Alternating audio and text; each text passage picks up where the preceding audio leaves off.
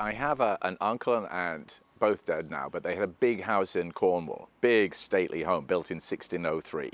And they were terribly upper class, very uptight, my aunt rather particularly.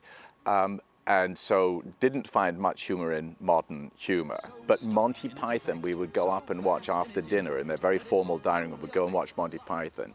And my Aunt Diana would be on the floor with tears streaming down her cheeks. She would laugh so much. No, it's too perilous. We are the knights who say neat. I told them we already got one. So yes, many happy memories of Monty Python. Did you ever think that there would be a time when you were a young guy, when you were a teenager, that you would be doing, you know, theater, acting yourself, performing, entertaining? No. I acted all the way through school, but then I thought I should do something sensible and I did a law degree at Cambridge, thought I'd be a lawyer.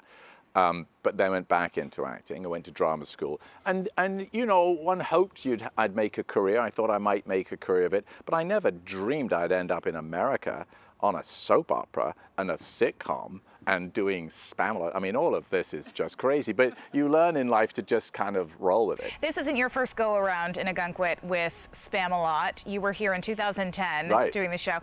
But it sounds like this show is different. Aside from the fact that it's outside, what's different about this show? We've got this extraordinary, clever set, big set, and the whole concept behind it to fill the space.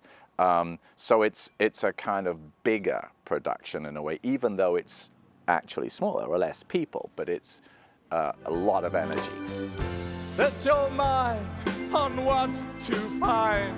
And there's nothing you can't do.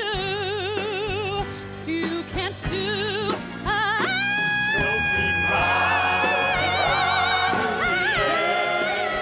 It seems to be madcap and almost improvised, but it isn't. It's like all great comedy. It's incredibly detailed and specific, as it was the first time. And I read that Eric Idle actually worked with your director here in Agunquit to sort of reformat. Right. You know, originally it was going to be a narrator saying, oh, and imagine, if you will, a big number right now. You know, we'll sing it, but we can't dance it.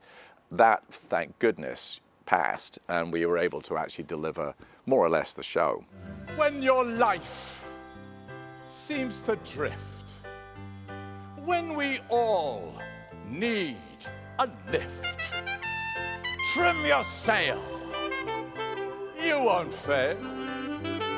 Find your grail, find your grail.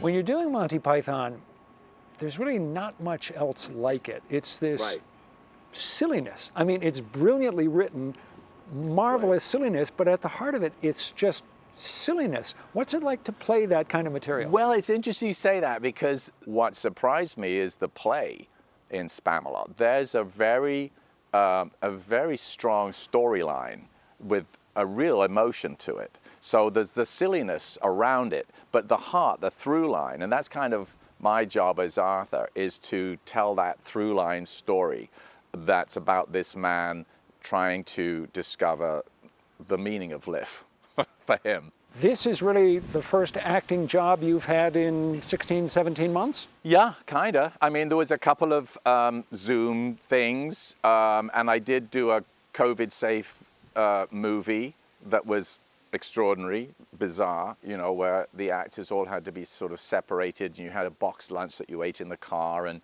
everyone was masked until you actually got in front of the camera, and then on the countdown you could whip your mask off, do a scene, and then whip it back. But yeah, this is the first time, I think this is pretty much the first production, full-blown production happening in this country like this. And I assume this is the longest, or that was the longest break you had ever had in acting since you became an actor. Yeah. So what is it like to be back, and especially doing theater, not doing TV or a movie or something, but to be doing theater? It's a joy.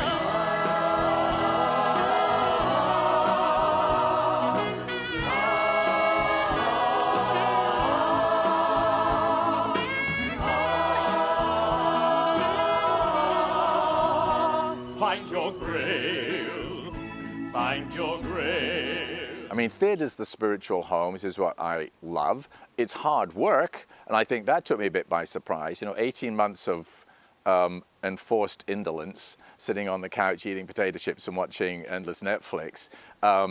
didn't prepare me for the physicality of this. You know, it was 10 years ago, that first one, I remind you. So it means I'm 10 years older. And there's a certain amount of jumping around in this, but it was just such a joy to get back. I mean, the first time we did it in front of an audience was just such a joyful experience for everyone. The audience was like, you know, thank goodness we can go to theater. And we were like, thank goodness we can do this again. There are all kinds of things that I learned from that conversation, including I hadn't known that he had studied to be a lawyer, gotten his law degree, and had planned to practice law before he got into acting. Very, very different careers there, for sure. Yeah. I saw Spamalot in 2010, Right. and I loved it. It was actually at Agunquit Playhouse. I loved it. He did such a great job. I can see it. I mean, he'd be as King Arthur. I mean, he's got a certain gravitas, and he's got the voice, and he's got the look. I can see how he'd be perfect. But he was also, we were both struck by just what an engaging, relaxed, down-to-earth guy he was, and how fun it was just to sit and chat with him for 20 minutes. Yeah, even though I was fangirling the entire time, it was totally fine. You did rein it in really well. I have to commend you on that. Thank you.